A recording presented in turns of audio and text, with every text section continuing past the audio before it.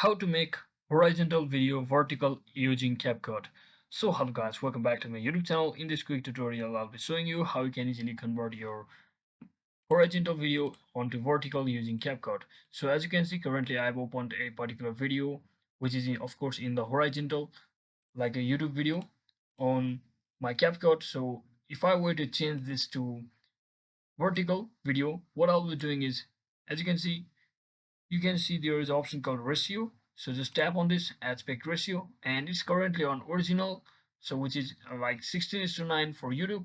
So to create a vertical, as most of you know that it's 9:16, so just completely select that option over here, and you can always readjust the particular video just like this.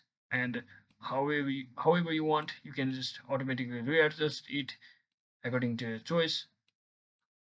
So if you ever get stuck, you can always redrag and drop the video just like that. So thanks for watching. Don't forget to like and subscribe to the channel. See you on the next one.